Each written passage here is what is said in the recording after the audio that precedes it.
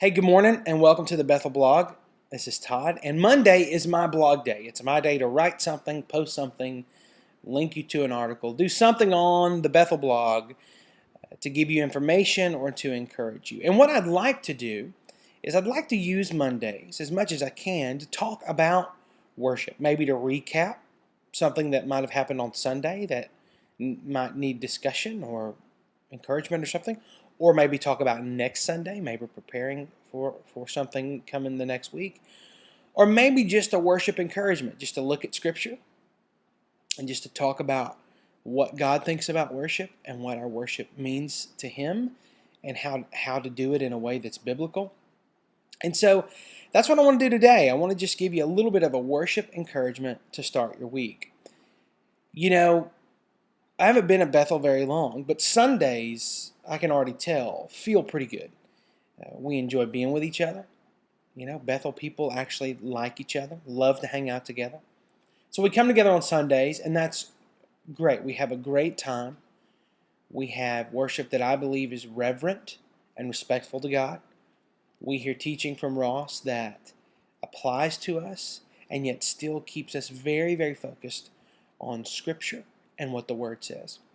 We hang out with our Sunday school classes and our friends, and we're encouraged by teaching and serving on Sunday morning. Sunday mornings at Bethel feel wonderful, and they're great. But you know, as well as I do, that many weeks we find ourselves on a Tuesday night or a Wednesday morning just kind of feeling a little unplugged, like we're due, you know, where we need a pit stop. We need to get back to Bethel to get recharged. And I think that's okay. I think that that's a normal thing for us to experience. But I also know that God has better plans for us than to go through our weeks feeling disconnected. And I want to read this scripture to you from John 4:23. I'm going to read it off the screen here. And this is what it says. But the hour is coming and is now here when the true worshipers will worship the Father in spirit and truth. For the Father is seeking such people to worship Him. There are a lot of verses in the Bible that describe God in this way to us. That God, the Father, is seeking such people to worship Him. That His eyes roam to and fro. That He is always watching His kids, and He is always aware of them. And I think it's a neat practice to try during our week, during that time where we feel disconnected or unplugged or separated. I think it's an amazing thing to make some time to worship God,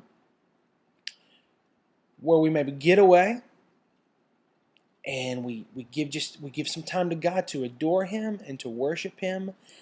And we do that, and we're just doing that, saying, okay, God, find me, because you see everything, and here I am. You know, I'm worshiping you. God, come find me. Come connect with me. And God will be faithful to do that.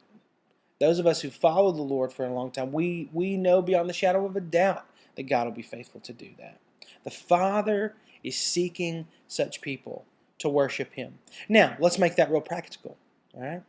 Let's say it's Wednesday afternoon and you're in your cubicle at work. Well, you can't just go off and have a worship service right there in your cubicle. I mean, you could, but it might be a little weird.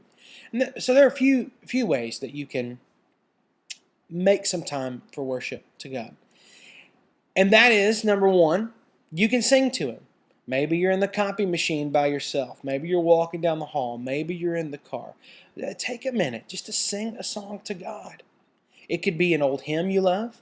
It could be a chorus you might hear on the radio or we might sing at church. And as crazy as this might sound, it may be just a song you make up. And you may think, Todd, I'm not a songwriter. All right?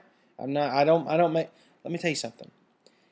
From a sincere heart, you singing your love to God, He's going to go nuts over that.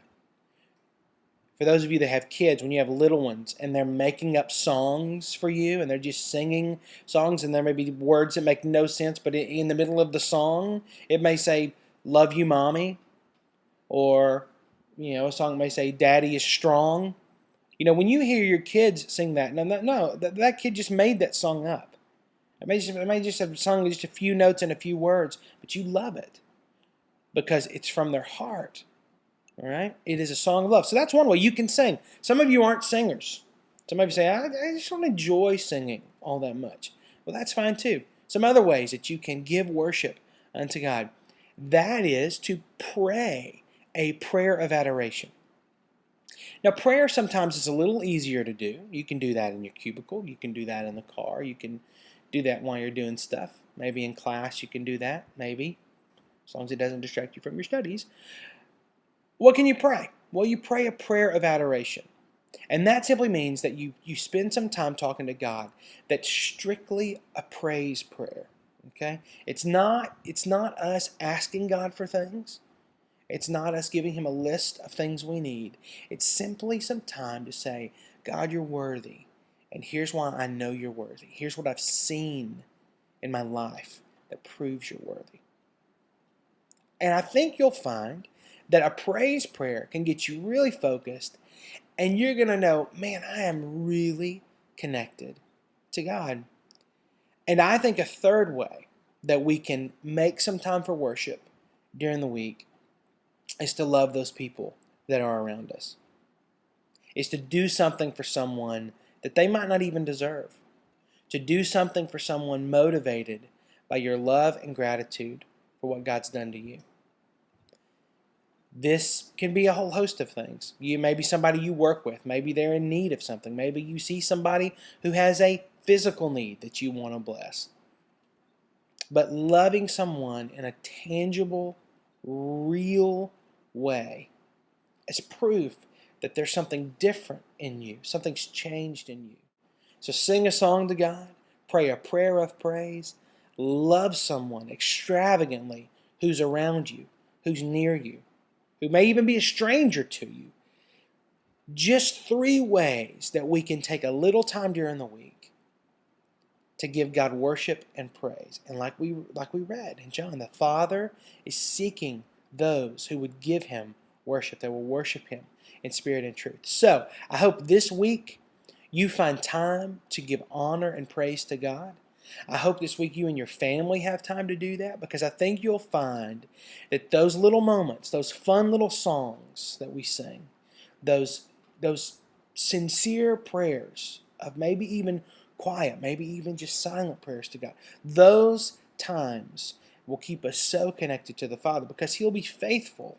He will be faithful to encourage us with His presence, to let us know He's hearing our songs and our prayers, and He's breathing in us as we love those around us. So, that's your worship word for Monday. Hope you guys have a great week. I'd love to know if you've got other ways to make worship a priority during the week. Comment below. Down below, you can just click on, write your name. Tell us, maybe there's something you do in the week that really kind of gets you focused or reminds you that you are still connected to God. That He has not left you. He is with you, and He is watching you. He is aware of you. All right? Thanks, guys. Bye.